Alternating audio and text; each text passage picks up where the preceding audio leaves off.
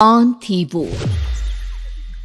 मैं 8 महीने की प्रेग्नेंट थी और अपनी डिलीवरी के लिए अपने मायके गई थी।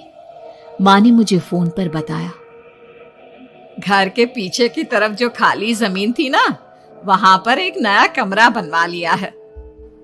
इतने सालों के बाद जैसे ही अपने घर में कदम रखा, कुछ अलग सा लगा। माँ, ये घर के पीछे की तरफ नया कमरा बनवाने की क्या जरूरत थी? अरे बेटा, घर के पीछे दूर दूर तक खाली जमीन है।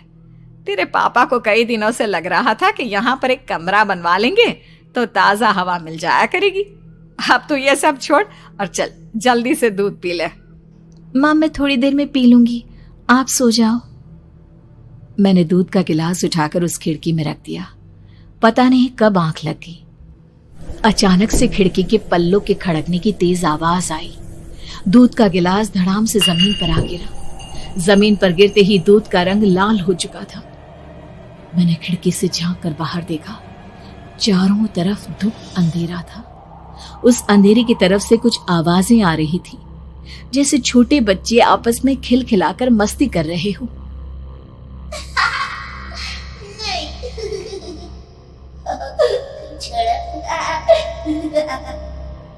इतनी रात को इतने घनघोर अंधेरे में बच्चों की आवाज कैसे आ रही है? घड़ी में वक्त देखा तो ठीक 12 बजे थे। देखकर मैं सन्न रह गई।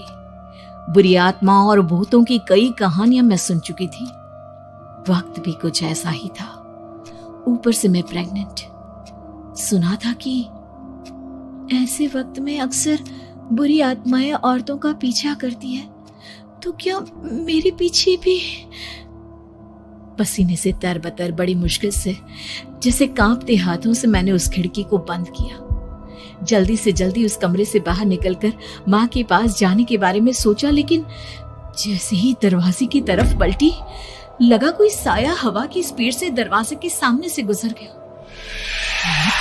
मेरे गले में अटक कर रह गई। मैं जोर से चीख कर माँ को बुलाना चाहती थी, लेकिन वो आवाज खुद मेरे कानों तक नहीं पहुंच पा रही थी। तो माँ तक कैसे पहुंचती?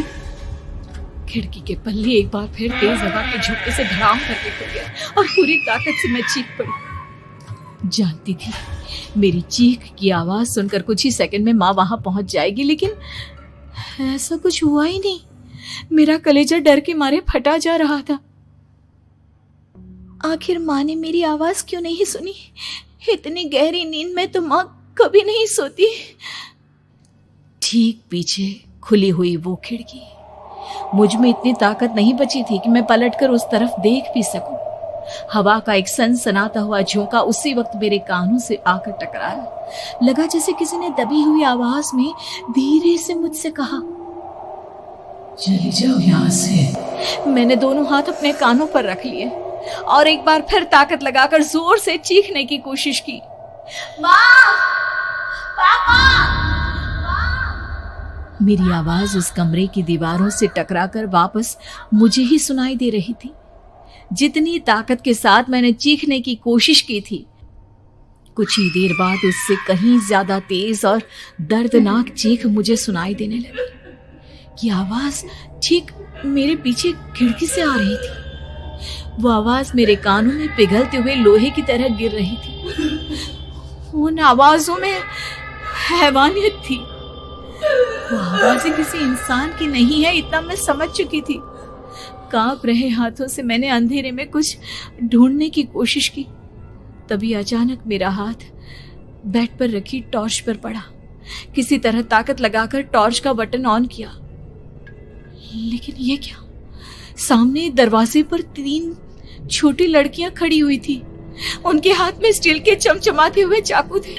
मैं घबराकर लड़खड़ाई और पीछे की तरफ हटी, लेकिन तब तक वो मेरे पास आ चुकी थी। उनकी गर्दन टेढ़ी थी और उनके हाथों के वो चाकू मेरे पेट को निशाना बनाने को तैयार।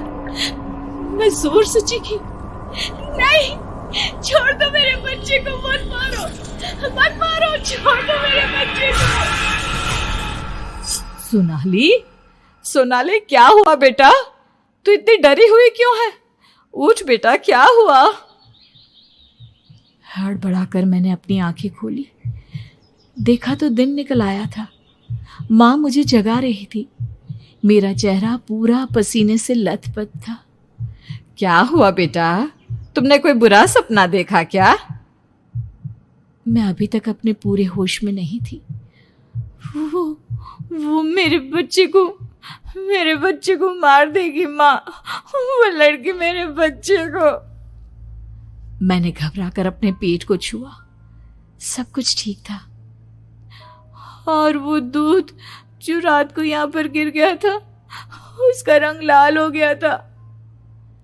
माँ ने हंसते हुए दूध का गिलास मुझे दिखाया। तुमने दूध पिया ही नहीं, पूरा का पूरा ऐसे ही रखा हुआ है। तुमसे कहा था ना सोनाली, सेहत के लिए लापरवाही ठीक नहीं बेटा। लेकिन मैंने तो सब कुछ अपनी खुली आंखों से देखा था।